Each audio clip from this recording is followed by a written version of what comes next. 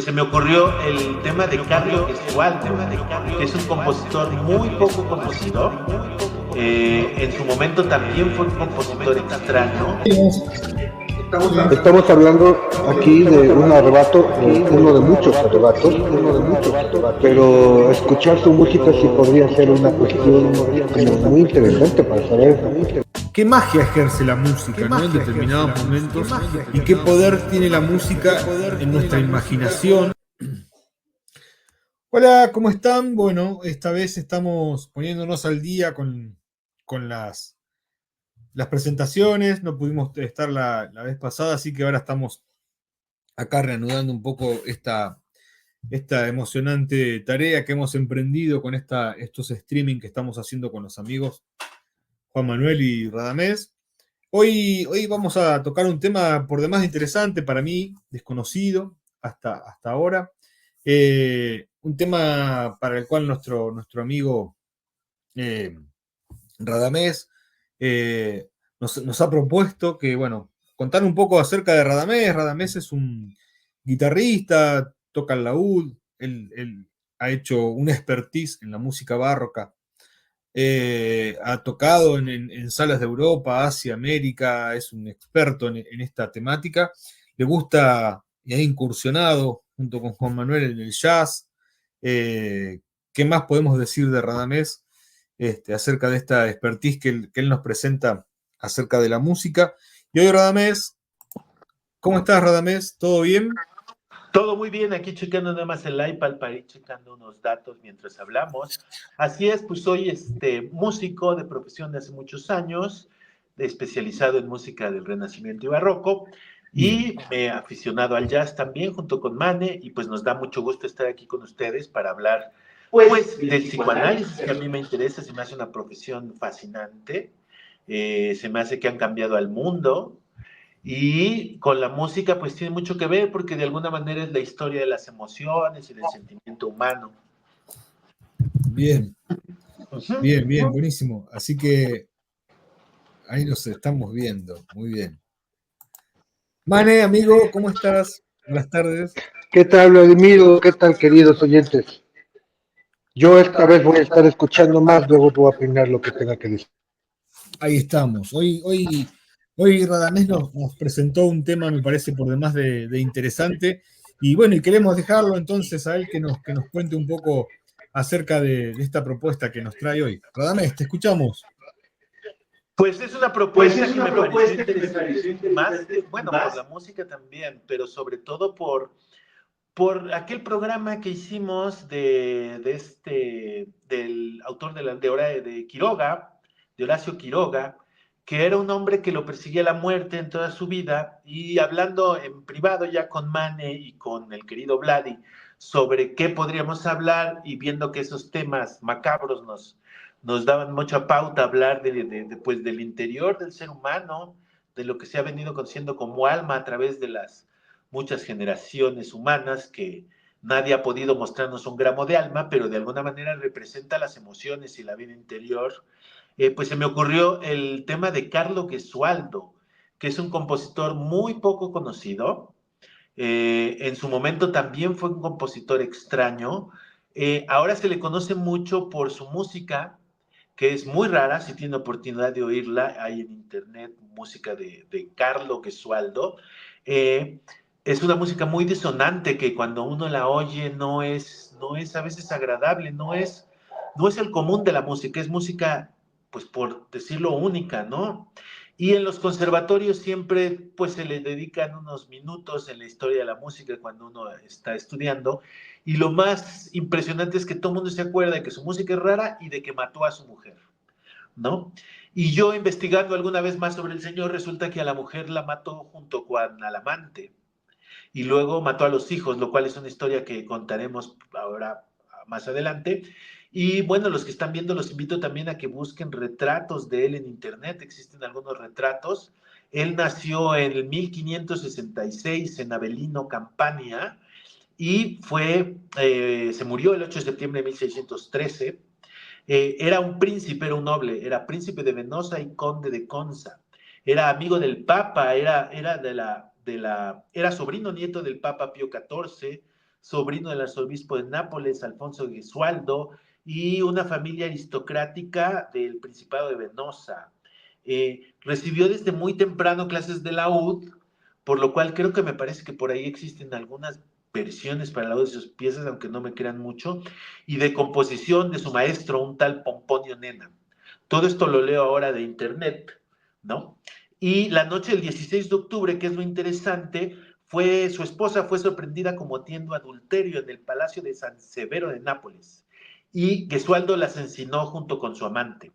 El ensañamiento y salvajismo con el que cometió el crimen convulsionó la época. Fue un escándalo ese asesinato, y este acto hizo que se retirara de su mansión en la ciudad de Gesualdo para escapar de la ira de las familias de los asesinados. Aquí hago alguna anotación muy interesante desde el punto de vista social, en el sentido de que hasta antes de las revoluciones nacionalistas del siglo XIX, que todo empieza en el XVIII con la Revolución Francesa, había dos sistemas legales, algo a lo que no estamos acostumbrados ahora. Ahora, pues hay gente que desgraciadamente en nuestras sociedades recibe un trato discriminatorio, un trato de segunda, sin embargo, no está sancionado por la ley. En el siglo XVII, en el siglo XVI, sí había dos códigos legales, un código legal para la gente de la aristocracia, los nobles, y un código legal para los plebeyos.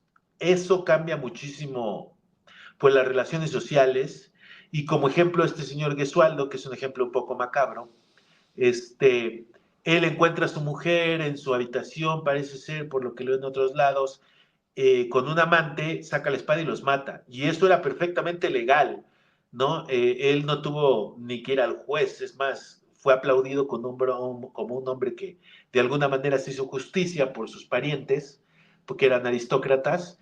Y bueno, las familias de los asesinados obviamente lo obligaron a retirarse de su casa en Gesualdo, y pero él estaba protegido por la ley al asesinarlos, y parte de la historia que sigue es, después de haber asesinado, parece ser que con gran violencia, a la mujer y al amante, él a los hijos que había tenido con su mujer los encierra en una jaula, los cuelga en el patio de su casa y se dedica a cantarles los madrigales, que esa era la música que él componía, sobre todo música vocal a 4, 5, 6, 7 voces.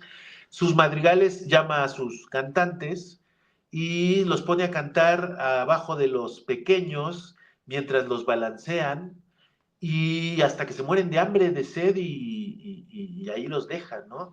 Lo cual te da la idea de la sociedad en que se vivía, sobre un hombre pues nefasto, un hombre cruel, un hombre pues casi animal por matar así a gente. Era pues no tan mal visto en una sociedad donde la aristocracia tenía todos los privilegios y la gente común no tenía ninguno, ¿no? Entonces, pues explorar un poco su música, quizá a lo mejor hasta oímos algo en el programa, no sé si pueda, nos da una idea de lo que hablábamos el otro día, de cómo a veces el arte expresa la visión de la gente que tiene condiciones psicológicas fuera de lo que consideramos normal, ¿no? Y sus obras, para mí, esta oscuridad que hay en sus obras, en las armonías que utiliza, en los disonancias tan extravagantes para su época, pues yo creo que reflejan un poco el lado oscuro, y cuando vean su retrato también se ve una persona macabra, ¿no? Una persona con una mirada muy, muy cruel, ¿no? Y bueno, eso es básicamente la historia que se cuenta de Gesualdo. Él publicó sus obras en 5 libros de madrigales, a capela, y luego también publicó música sagrada, 2 libros de canciones sacras a 7 voces, un responsorio de la oscuridad para Semana Santa y 4 motetes a María. No son muchas sus obras que sobreviven, pero recordemos que el hecho ya simplemente que haya publicado sus obras lo hace un músico privilegiado. Muchas de las obras que tenemos, por ejemplo, de Bach, sobreviven en manuscrito, porque él, no siendo parte de la nobleza, sino siendo un cura, un clérigo, trabajando para la iglesia como maestro de capilla, pues no tenían los recursos para publicarse. Publicar música hasta antes del siglo XIX era un privilegio que más bien daba prestigio, era un poco dar difusión a la música, pero sobre todo era que se supiera que esa persona era músico y eran pocos los que sabían leer letras y menos los que sabían leer música. Entonces, pues ese es un poco el contexto donde propusimos nosotros al señor Carlos Gesualdo para este programa y con la idea de continuar un poco con esta onda macabra de Horacio Quiroga. No sé si quieran que agregue algo más o ahí le dejo y los oímos a ustedes. No, impresionante la historia, ¿no? Lo macabro de la historia y lo extraño también de la forma de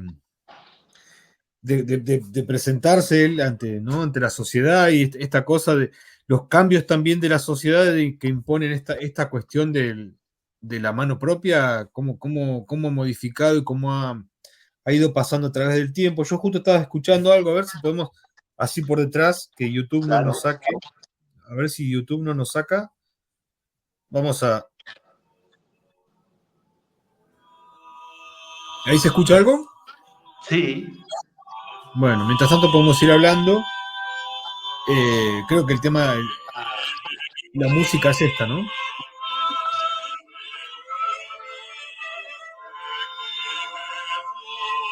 Muy mal. Un poco mal, un poco mal. Por ahí.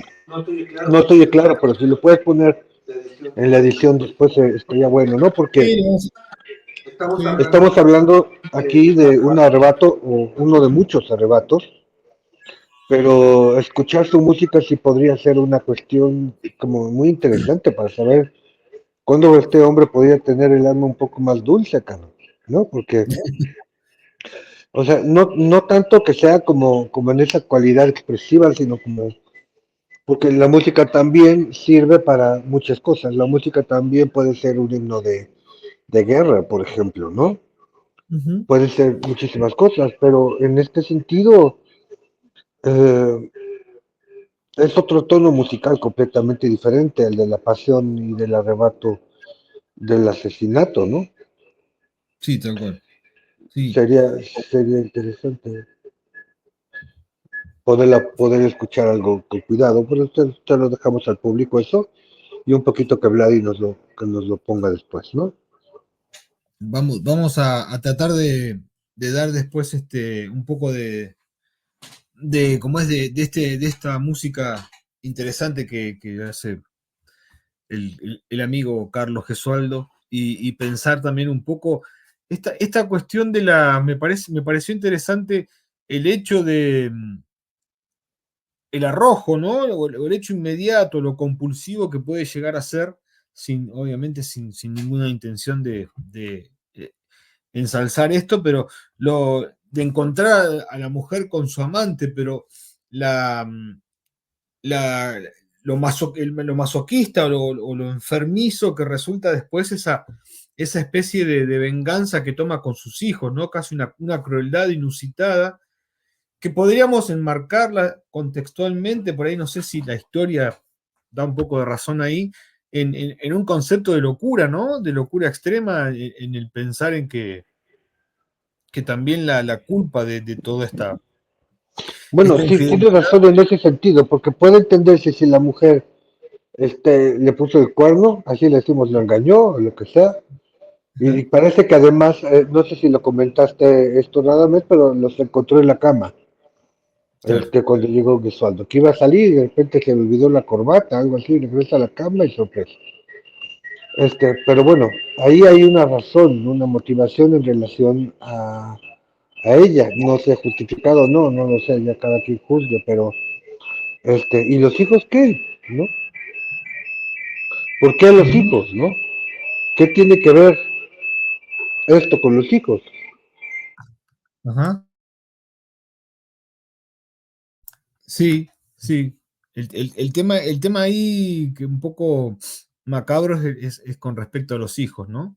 Obviamente también con respecto a su mujer, el acto del impulso en atravesar a su mujer y su amante con una espada no está de ninguna manera enaltecido por nosotros, pero sí me parece que lo que remarca un poco el contexto de lo macabro es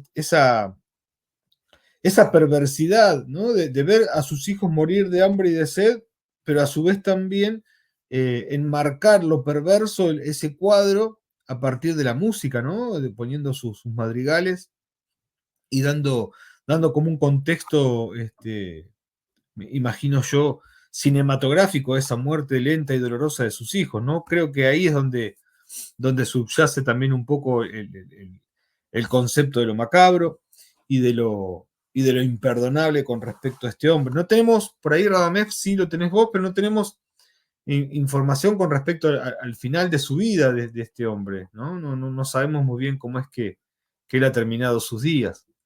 Sería interesante por ahí poder ver un poco más ahí ese contexto de cómo termina este marco de crueldad de la mano propia, ¿sí? Sí, bueno, aquí tengo otro pequeño articulillo que nos aclara un poquito lo que pasó esa noche, Ajá. ¿no?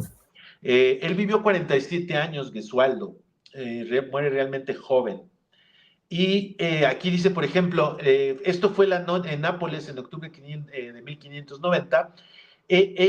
Su esposa era María de Ábalos. Yo no sé si tenga que ver algo con Alfonso de Ábalos y la familia Ábalos, que era una de las grandes familias de lo que era el reino de España en esa época. Recordemos que Nápoles y Milán y Sicilia, me parece también, fueron parte del Imperio Español hasta bien entrado el siglo XIX, según recuerdo, ¿no? Entonces, él está casado estando con María de Ábalos, que era la esposa. Dice aquí que era hija del duque de Pescara, de 28 años, de carne firme y fuego interior, siempre encendido, y se dejaba cabalgar, y cabalgaba también, por su amante, Fabricio Carafa. Es decir, ella tenía un amante que era Fabricio Carafa, duque de Andría y conde de Rubo. Como vemos, todo era una situación entre la aristocracia bastante elitista, bastante endogámica, ¿no? Y dice aquí, son más que amantes de ocasión, se han enamorado aún a riesgo de sus vidas. En ese tiempo y lugar, la adúltera puede ser asesinada por su esposo sin que éste reciba castigo, porque era una cuestión, como habíamos dicho, legal. Y esa noche, aquí dice, todo está preparado. El frenético de acto de amor en la enorme cama, el silencio que los cortinados tienden como un manto sobre el recinto y el silencio del castillo. Todo está preparado. Será la última noche de los amantes, porque oculto, su esposo y unos esbirros caen sobre la pareja con la furia de un huracán.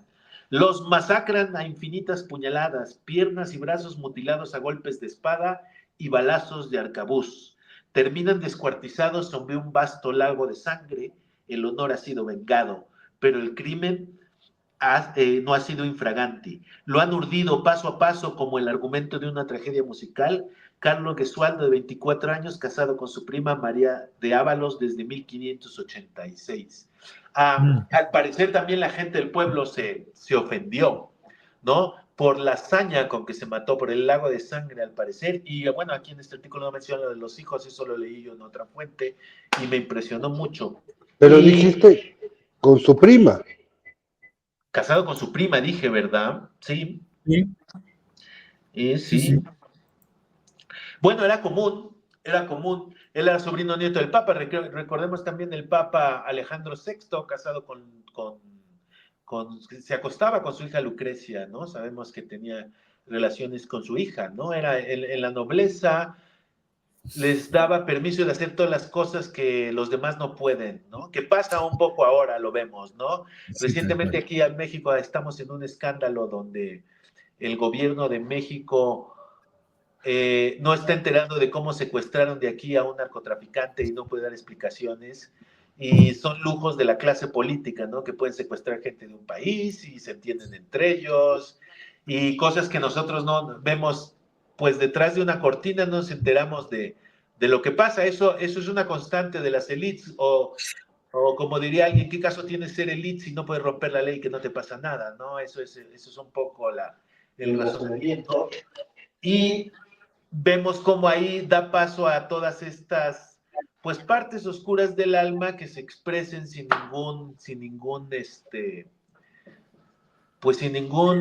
restraint, como diríamos, sin ningún complejo, sin ningún complejo. Sí, sí, sí, sí, sí, con una naturalidad asombrosa también con respecto a este desparpajo de casarse entre parientes, de casi abusos intrafamiliares y además hasta de perpetrar asesinatos sin ningún tipo de culpa sobre ello y a su vez también eh, persistir en ese asesinato hasta llegar a sus propios hijos, ¿no? Y que no haya en ese concepto, digo, en ese contexto, uno piensa por ahí, y bien trajiste a cuenta, Radamés, esto de la aristocracia, del poder, ¿no? Con respecto a no cumplir sus penas, ¿no? A no cumplir eh, ante el pueblo las cuestiones que llevan a cabo como crímenes, ¿no? Digo, uno puede a principio puede ver en Gesualdo algo como algo que ya no puede pasar en la actualidad porque las leyes han cambiado y cuestiones como esa, pero resulta, y uno leyendo los diarios, los periódicos y la televisión, resulta ser más normal de lo pensado. Y volviendo a esto también, me, me trae también a la mente el hecho de musicalizar su depravación, ¿no? Esta cuestión me quedó ahí con sus hijos, cómo el intelecto parece que va por un solo camino, que es el camino de la música, y a partir de la música vivenciar la perpetuación del asesinato de sus dos hijos, ¿no? Porque por dónde pasaría el goce de Gesualdo en ver morir a sus hijos y musicalizar esa muerte, ¿no? Sería interesante por ahí también pensar ahí. Eso, Hay, ¿no, Juan? digo claramente, ¿no? O sea, ya que le pusieron el cuerno, maldito puerco, que puede hacer esto, fue el menor de los crímenes, ¿no? Con Ujú. respecto a lo que bien señala Vladi, ¿no?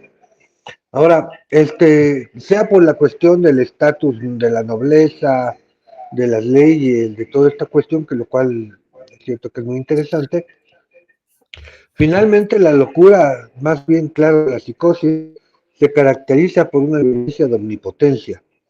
Todos los que trabajamos con psicosis lo sabemos. Y pues este hombre podría hacer cualquier cosa, ¿no? O sea, me recuerda, hablando de esto que decía también Radame sobre los narcotraficantes, los narcotraficantes pueden hacer cualquier cosa. O sea, ya no es solo matar o no a alguien, sino, como bien las dice Vladi, también un goce omnipotente sobre el cuerpo. Y eso es lo que es grave en realidad. Es Ujú. decir, ahí estaba mostrando, deja tú que fuera músico o que fuera mecánico, una locura masoquista increíble. Pero mucho peor si es cuando es en lo filial. Que Sí. además era con su primo. Y parece que tampoco hubo mucho amor de cortejo ni nada, fue así como una elección. Y además es bien interesante el hecho de la época, que en 1500 y tanto fue la moda, por ejemplo, el caso Heisman de Freud, fue también en esa época y fue cuando la iglesia también, que regulaba las relaciones sociales, la política, todo, este, el cielo a los diablos, otra vez, como en otro programa salió, a los diablos en el sentido de que dijo, por un papa se le ocurrió decir que ya habían llegado del cielo a la tierra, ¿no? Aterrizaron como los extraterrestres y entonces así entre nosotros estaba, ¿no? Y lo cual ya creaba una lógica del pecado, una lógica de una moral que por supuesto se aplicaba para todos, pues, menos para los curas, así como decimos aquí, que la ley se cumpla, pero en los muros de mi compadre, ¿no? Este, Exacto. claro, entonces, aquí me parece más que nada sea, te digo, un noble, un mecánico, un músico, o lo que sea, un tipo, una locura pasional, seguramente psicotizado en esas condiciones, viendo morir a sus hijos así, que sus hijos qué, ¿no? O sea, Claro.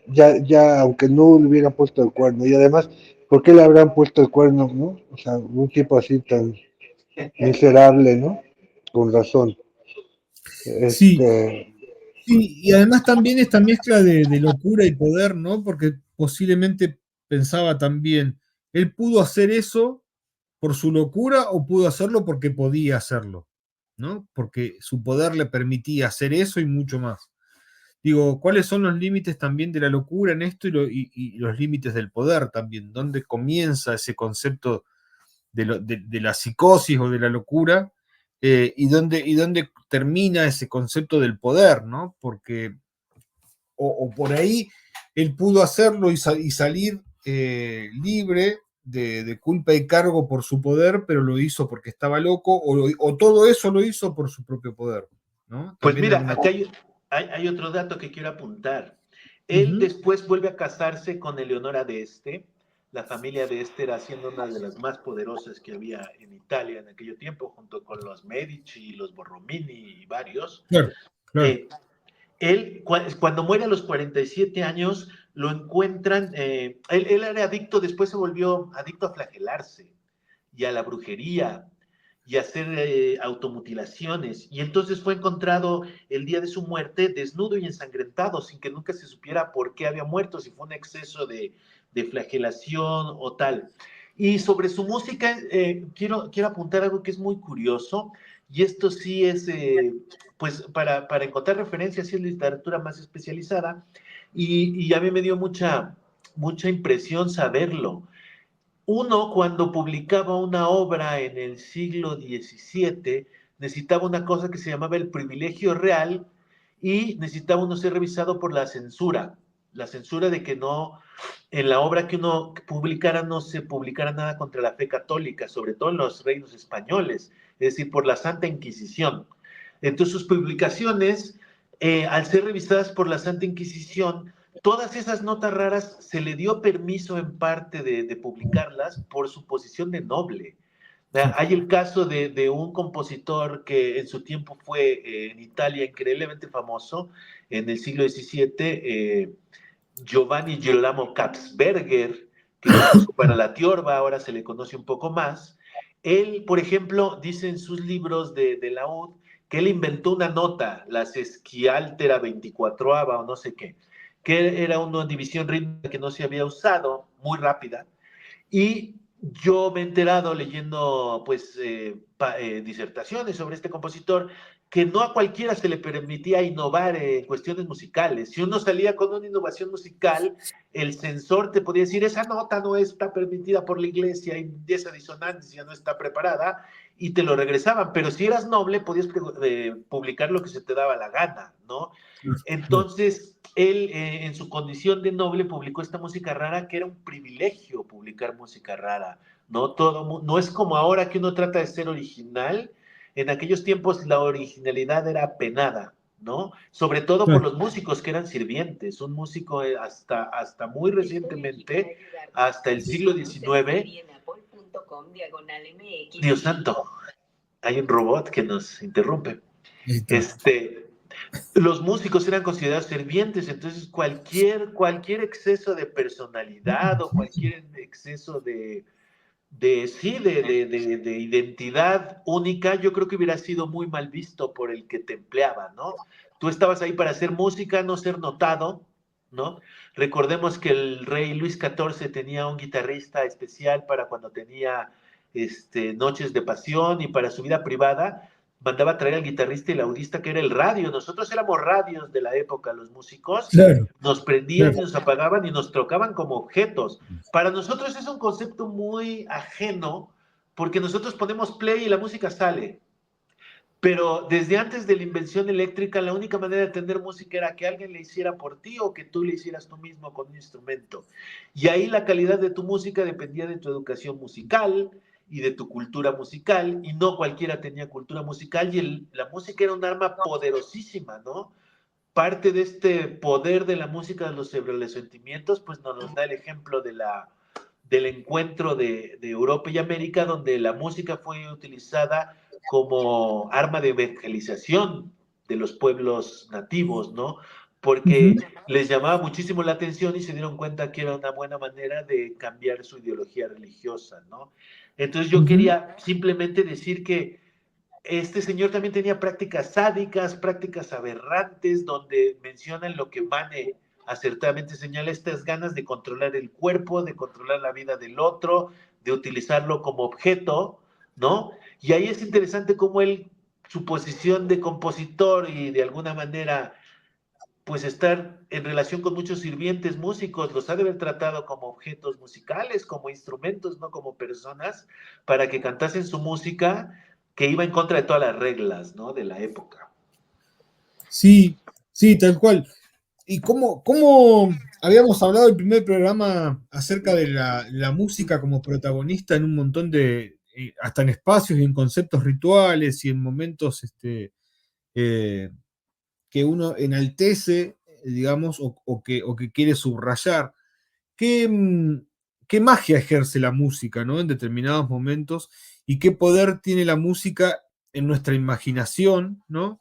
Que permite enmarcar esas acciones, como vos decías, Radamés, o cada uno de los actos con una música diferente y que cada una de esas músicas represente ese acto, digo, la amplitud que nos propone la música y qué hará la música en nuestro cerebro que nos invita a estas cosas, ¿no? O nos permite soñar o nos permite enmarcar el concepto elemental del acto, de ese momento. Es tan necesario hoy por hoy. Hoy por hoy uno no se imagina una película enmarcada en el concepto de la música, pero digo, no fue una invención del modernismo, sino como vos contás, Rames, viene desde la prehistoria la necesidad de enmarcar los momentos con una determinada música. Qué maravilloso pensar en eso, ¿no? Más allá de la crueldad que encarnaba este Carlos Gesualdo en el acto de hacer escuchar la música que él había hecho a sus hijos mientras moría. Pero cómo la música enmarca esos actos y qué producirá en nuestra cabeza cada acto musical, ¿no? Es interesante. Pues yo que le quiero decir a Mane, Mane tiene mucha idea de cómo la música y las emociones trabajan, ¿no? Eh, yo brevemente nada más diría que la música es parte de este ritual que hace comunidad religiosa, que Ajá. nos ayuda a trabajar en equipo y defendernos de la naturaleza, ¿no? Y nos ayuda a lidiar también con nuestras emociones, que a mí me impresiona mucho Freud en ese sentido, que él, y supongo que le habrá pasado un poco con las emociones, aunque quizá menos, él en su prólogo de la interpretación de los sueños, que realmente es lo único que he leído a detenimiento de ese libro, pero me impresionó tanto. Freud dice que él se va a las bibliotecas de Europa a buscar bibliografía sobre el tema y encuentra nada serio, ¿no? Nada con una metodología científica, encuentra leyendas griegas, encuentra leyendas medievales, encuentra fórmulas mágicas para deshacerse de emociones no sanas, que ahora consideramos no sanas, ¿no? Tristeza, decepción, depresión. Y me aterrorizó mucho ese párrafo de imaginar a don Sigmundo Freud, que es lo peor que te puede pasar como investigador, ir a buscar bibliografía y no encontrar nada y decir, soy pionero en un tema, ese es lo peor que te puede pasar, debe de dar un susto horrible. Y de alguna manera la música ha estado relacionada con la medicina y, bueno, con el psicoanálisis hasta que cuando aparece a finales del 19, en el sentido de la historia de las emociones, ¿no? Antiguamente todo esto tenía una explicación en los afectos, en los fluidos estos que teníamos, y en un desconocimiento de la anatomía y de la psique, de lo que ahora consideramos psique, ¿no? Entonces, bueno, pero creo que Mane nos puede explicar mucho de cómo son esta historia de las emociones, tiene que ver con la música siempre, porque nosotros buscamos catarsis en las canciones, ¿no? En una canción de amor nos ayuda a liberarnos de la decepción amorosa. Así es, así es. Uf, pues, evidentemente la pregunta me la dije los dos a mí, que no está tan evidente, porque la música no solamente tiene esa función curativa, también es una función de goce. Me acuerdo de esta película, de la de Naranja Mecánica, ¿no? Donde está muy bien representada esta relación de la música y los actos asesinos. Pero hay muchos más. Sin embargo, creo que no es la única vez en que se ha mostrado esta esencia. Es decir, la música comenzó con una cosa ritual, ¿no? Eso es también algo de lo que planteaba Vladi hace un rato. Pero entonces también, ¿cuál sería esa música que podría ir con una escena así tan destructiva, ¿no? Se pone la música cuando se hace el amor, se pone la música cuando uno quiere imaginar, cuando a veces quiere estudiar. Es decir, yo lo digo, ¿no? Es un poco como colorear el espacio, pero también puede ser cualquier cosa esa pintura que resulte, ¿no? A mí hay música que no soporto, que no puedo escuchar, aunque me tengo que ir, como son las meditaciones de John Coltrane, que estaba en su parte mística, pero bueno, es imposible para mí, ¿no? Y toda esta relación de la mística y la locura también tiene su lugar ahí, ¿no? Es decir, es algo muy arcaico que el hecho de que no necesite las palabras en en su léxico, ¿no? Lo vuelve muchísimo más profundo, ¿no? Y más allá de la cultura. Pero creo que sí me parece que algo que pudo haber envalentonado a este loco hijo de la chingada es el hecho de que tuvo que ver con el deseo carnal, que precisamente en esa época del mundo era el instrumento a través del cual la iglesia tenía más sadismo, más poder, más la omnipotencia.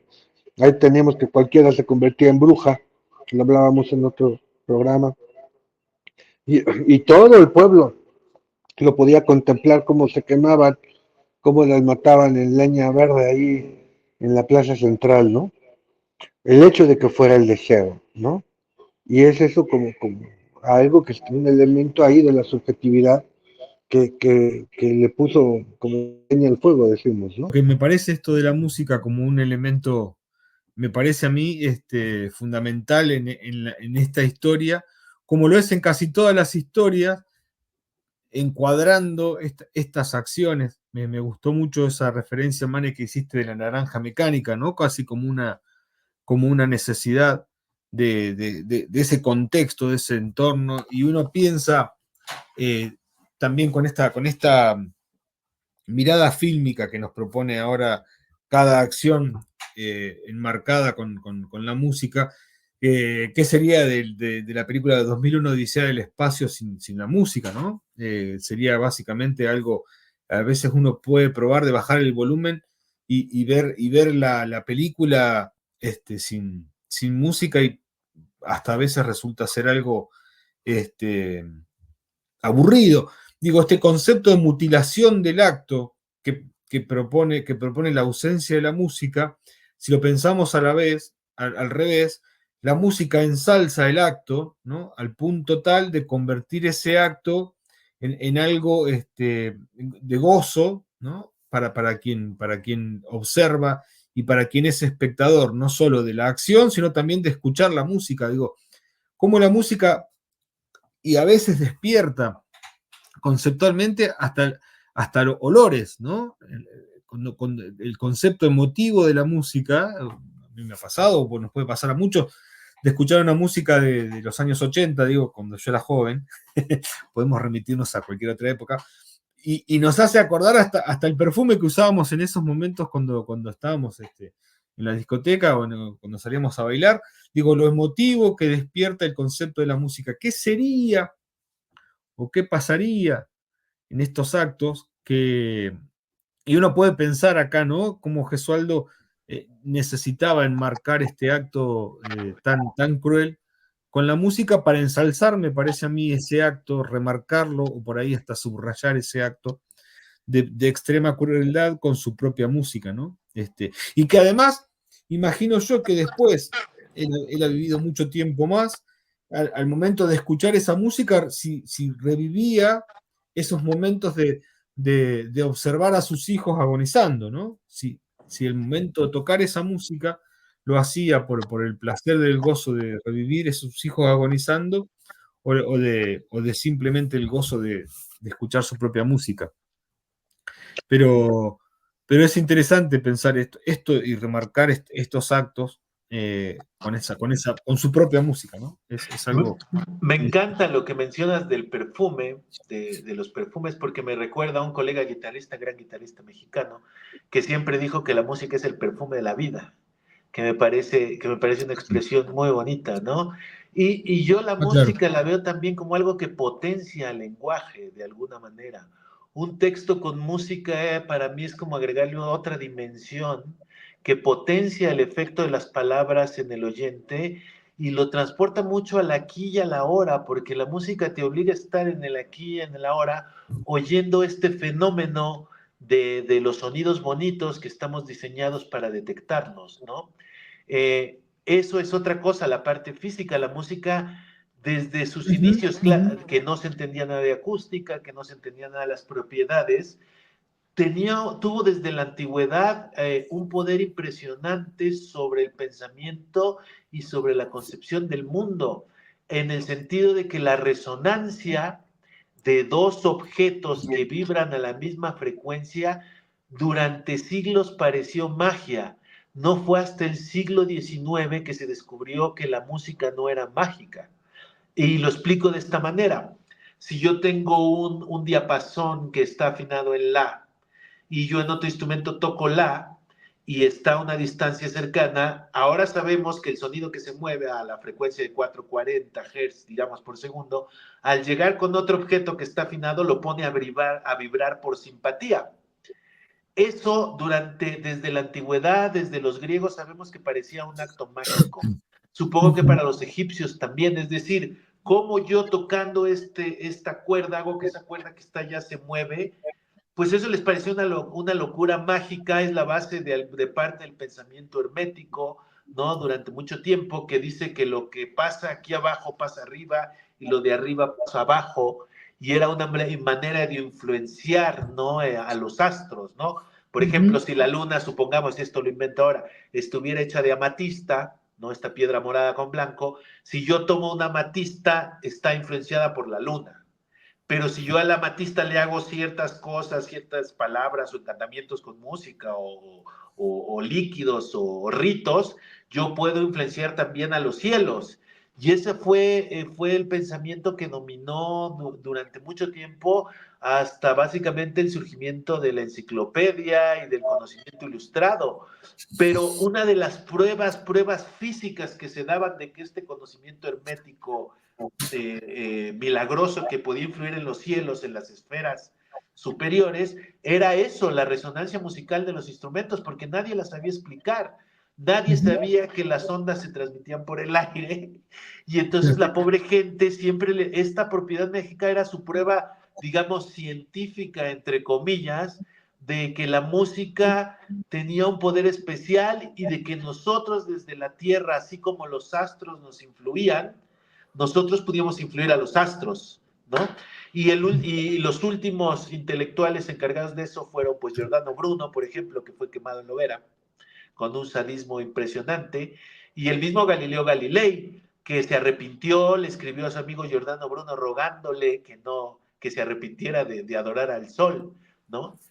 Pero bueno, son gente que son las bases del pensamiento científico porque se atrevió a cuestionar estas cosas, ¿no? Galilei cuestiona esta resonancia cuestionando los escritos de Boecio sobre los martillos y las resonancias, ¿no? Durante la antigüedad siempre se supo que dividir una cuerda a la mitad nos daba la misma nota, una octava arriba, dividirla en otras proporciones nos daba los otros intervalos, eso lo menciona Pitágoras, pero Pitágoras, muy curioso, menciona que eso también se prueba con unos martillos de 1 kilo, de medio kilo, con las mismas proporciones de la cuerda, y el único que se le ocurre hacer el experimento en los próximos 2000 años después de que Pitágoras lo dice fue a Galilei. Galilei va, hace los martillos, los golpea y se da cuenta que ahí Pitágoras estaba muy mal y que nadie se había tomado la molestia de ir a hacer el experimento, ¿no? Claro. Pues lo mismo pasó con la música cuando se logra saber que las resonancias son ondas sonoras, pues es un descrédito enorme para esta filosofía hermética, ¿no? Que aquí en México tuvo representantes como Sor Juana, recordemos, ella era fan de la filosofía hermética, fan de Athanasius Kircher y su Musurgia Universalis, ¿no? Pero ese pensamiento era realmente un pensamiento que estaba empezando a ser superado por el nuevo pensamiento que decía no basta una prueba lógica, no basta una prueba en el lenguaje, no basta una prueba a base de silogismos, necesitamos hacer un experimento físico para comprobar que lo que está escrito es real. Y eso cambió la historia de la humanidad y eso nos tiene aquí hablando por internet, ¿no? El detallito de comprobarlo por experimento. Entonces, bueno, la música en ese sentido ahí perdió mucha importancia en la sociedad, ¿no? Pero a Gesualdo le tocó esta parte donde la música seguro le atribuyó propiedades milagrosas para la muerte de sus hijos, propiedades de apropiación del espacio, del cuerpo, de los afectos de sus enemigos, no sé, cosas que no alcanzamos ni a imaginar, ¿no? Sí. Bueno, yo me imagino también esta imagen clásica de que una cantante agarra una copa y canta fortísimo hasta que la rompe, ¿no? Eso o pudo haber sido un milagro o puede ser obra del infierno, ¿no? Pero digamos, esta brutalidad con la que este tipo mató a su esposa y a sus hijos, ha de haber sido este tipo muy mal amante, ¿no? Este, toda esta brutalidad, estaba una cosa que corría por la cotidianidad, insisto en que la Edad Media era brutalmente sangrienta, ¿no? Entonces, a nosotros creo que nos puede impresionar más, ¿no? Pero en esa época era como un estado de guerra. Y el propio estado fáctico, que era la iglesia, un estado sobre otro estado, como sigue siendo en muchos países nuestros, de todas maneras era más brutal y caprichosa, sin ley, y loca, ¿no? Porque sabemos que hay una relación estrecha entre la religión y la locura. Entonces, pues al mismo tiempo que nos sorprende porque tenemos una mirada desde nuestra época, pero en ese tiempo, pues, me parece que la brutalidad, la carnicería era cosa de todos los días, era bastante normalizada, ¿no?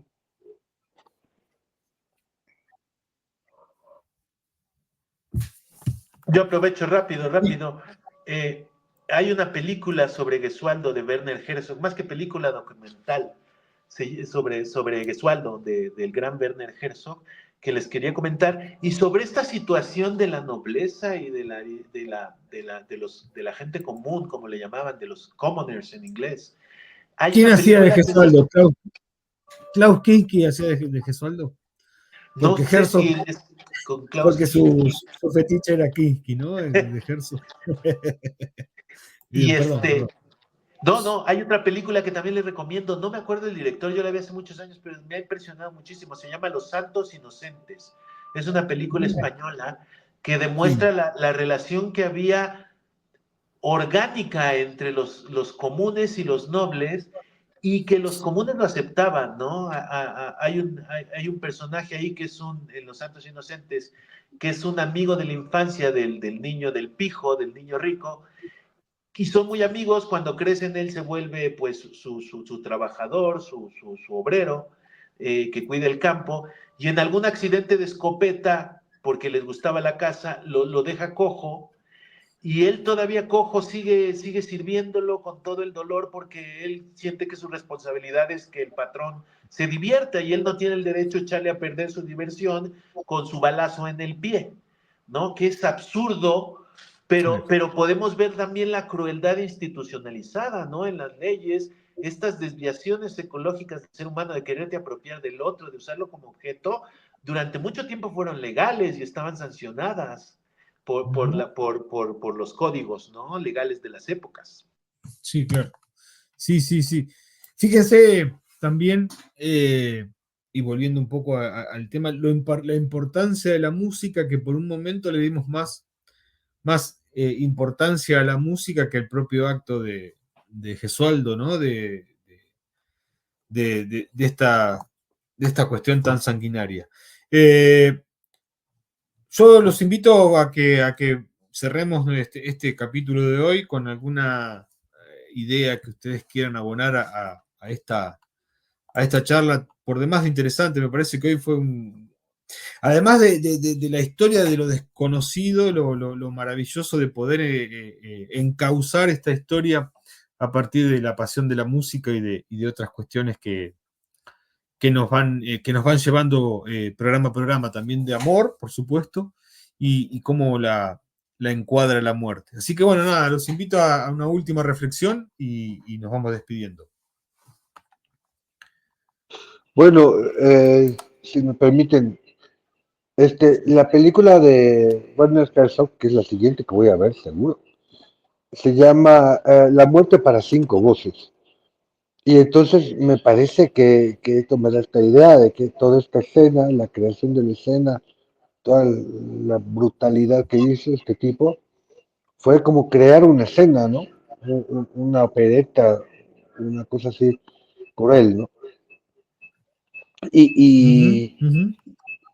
y creo que, bueno, afortunadamente muchas veces digo que no ha contribuido nada, no hemos avanzado nada en toda la historia de la humanidad, pero esto de que pensar que no existían las leyes, a pensarla como estamos ahorita, falta que se apliquen las leyes, me parece sí que sí es algo importante que ha existido y que a la gente que lo merezca, que lo jodan, que lo metan al bote, ¿no? Ahí está. Muy bien, muy bien. Yo simplemente recordarles que así como había dos leyes, ¿no? Tenemos dos historias de alguna manera. A la medida que vamos hacia atrás, la documentación, por ejemplo, en el caso de la música que tenemos, es la documentación musical de la gente que sabía escribir música y que era de la clase alta y que tenía la posibilidad de escribir su música. Yo, una de las grandes curiosidades siempre ha sido encontrar los rastros de esa otra música popular, de la música de la gente, de la música de que no sabía escribir, y afortunadamente, como siempre ha pasado, las clases altas se roban el ingenio de las clases bajas y Uh-huh. luego se lo apropian y dicen que lo inventaron ellos, ¿no? Es un poco como el jeans, ¿no? Como los pantalones de mezclilla, decimos en México, o jeans internacionales, que era ropa de obrero, que costaba nada y que solo traía un obrero, y ahora encontramos jeans rotos de diseñador, manchados por miles de dólares, ¿no? Y dicen que ellos los inventaron, ¿no? Ahora te dice Versace que él inventó el jeans roto, y yo estoy seguro que no, el jeans roto lo inventó un obrero que tuvo que ir con su pantalón roto a trabajar. Entonces simplemente les recuerdo que la historia de la música y todas estas cosas es muy engañosa. Cuando oímos hablar de Bach, cuando oímos hablar de Mozart, de Beethoven, de toda esa historia de la música, estamos oyendo solo la parte de una clase social que logró transmitir el conocimiento musical y que nos llegó hasta nosotros por su educación. Pero hay gente muy interesante ahora, gracias a las nuevas tecnologías, que está preocupada de rescatar otra música popular que ha estado escondida y que empezamos a revivir y les simplemente tengan eso en cuenta cuando oigan cualquier obra musical del pasado, ¿no? Que es una visión parcial. Así es, así es. Bueno, amigos, excelente programa el de hoy. La verdad que maravilloso haber podido entrelazar estas tres cuestiones que siempre nos ocupan y con una historia para mí al menos absolutamente desconocida. Y nos vamos también con esta recomendación de Herzog, que nunca está de más, para poder verla y poder pensarlas. Les agradezco mucho una vez más la compañía y ojalá que nos sigan, que den link, que den like a estos videos y que nos sigan en nuestro canal de YouTube para poder seguir haciendo estos programas que tanto nos interesan. Muchas, pero muchas gracias y nos vemos la próxima. Gracias a ti, Vladi, y gracias a Mane también. Adiós, amigos.